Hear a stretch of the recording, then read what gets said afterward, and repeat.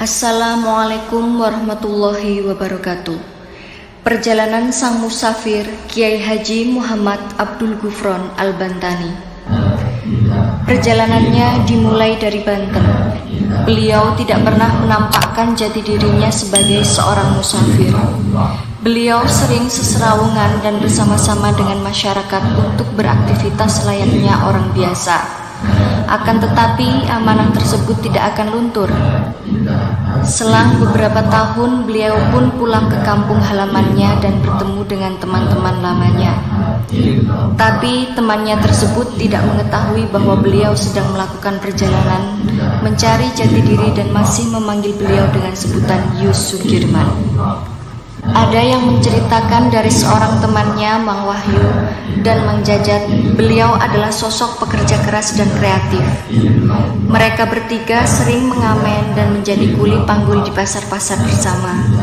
Dengan gaji dan upah berkuli selalu digunakannya untuk makan bareng bersama teman-temannya. Lantas kemudian beliau berpamitan dengan alasan merantau. Beliau kemudian melanjutkan pengembaraannya bermusyafir hingga ke mancanegara. Beliau melangkahkan kaki mulai dari Aceh, dilanjutkan ke Malaysia, Singapura, Cina, Baghdad, dan negara-negara lain. Sebelum hijrah ke luar negeri, beliau sempat berguru kepada ulama-ulama besar lainnya di Jawa Barat, seperti Kiai Haji Ahmad Sadili atau Mama Cikisik. Para santri serta masyarakat setempat berlari menyelamatkan diri. Akan tetapi beliau dan gurunya masih berada di dalam mushola pada saat meletusnya Gunung Galunggung. Anehnya, lahar yang keluar dari semburan Gunung Merapi malah melewati mushola tersebut, hingga akhirnya mushola tersebut pun masih utuh sampai sekarang. Tidak hanya beliau, ketika beliau telah sampai di luar negeri, banyak teman-teman pada waktu itu yang bermusyafir.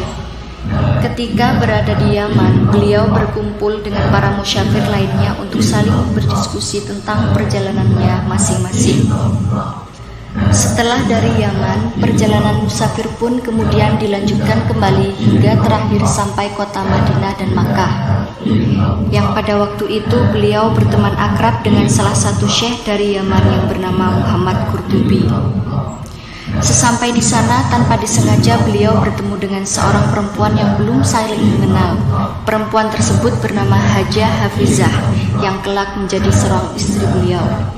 Beliau pun kemudian saling berkenalan.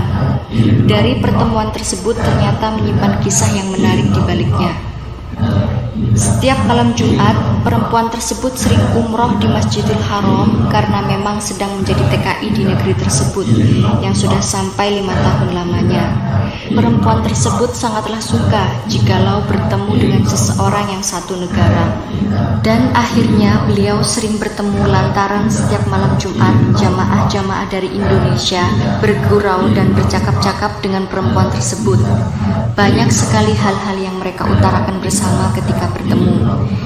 Seiring berjalannya waktu, kemudian keduanya pun berpisah untuk melanjutkan perjalanannya masing-masing. Keduanya berpisah pada waktu itu, namun perempuan tersebut masih berada di Mekah untuk melanjutkan pekerjaannya. Sedang beliau pulang ke Indonesia untuk melanjutkan tugasnya sebagai musafir. Ketika telah sampai di Indonesia, beliau tidak berhenti sampai di situ saja.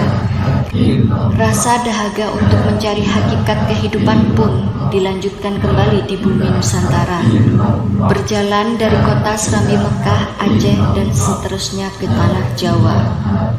Dari Jawa, beliau melangkahkan kaki dari Jawa Barat dan berguru kepada ulama-ulama besar pada saat itu, seperti Kiai Haji Abdullah Haq Nuh atau Aang Nuh Cianjur, Kiai Haji Zain Abdus Somad atau Aang Baden Cianjur, dan lain-lain. Setelah itu beliau melanjutkan perjalanannya ke Jawa Tengah, dan di sini banyak sekali guru-guru yang beliau singgahi. Di Boyolali, beliau belajar ilmu kepada Kiai Haji Abdul Karim atau Mbah Makarim, Kiai Haji Siroj atau Mbah Siroj, Panularan Kertosuro, Kiai Haji Dalhar Watu Congol Magelang, dan Kiai Haji Arwani Kudus. Dikisahkan bahwa ketika di Demak, beliau dijanjikan anak angkat oleh bapak yang bernama Mbah Rohmani. Sebelum beliau datang ke rumahnya, Mbah Rohmani bermimpi bertemu dengan seekor macan putih yang mendatangi rumahnya dan disuruh untuk merawatnya. Siang harinya ada seorang yang datang. Mbah Rohmani pun tidak mengenalinya. Lantas beliau bertanya, "Sampean sopo?" Kemudian dijawab, "Aku Gufron." Kemudian ditanya lagi, "Opo tujuanmu mrene?"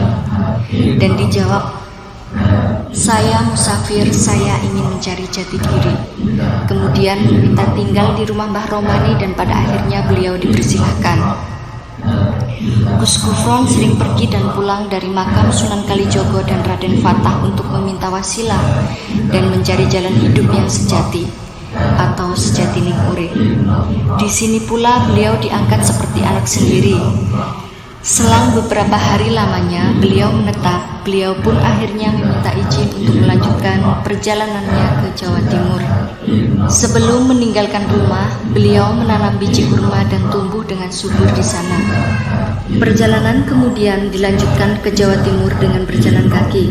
Setapak demi setapak beliau meneliti kehidupan di sekitar masyarakat. Dengan pakaian yang compang-camping, berambut panjang dan gimbal, banyak sekali orang-orang yang menyebut beliau dengan yang aneh-aneh. Ada yang menyebut gelandangan, orang gila, dan lain-lain. Tapi beliau hanya diam.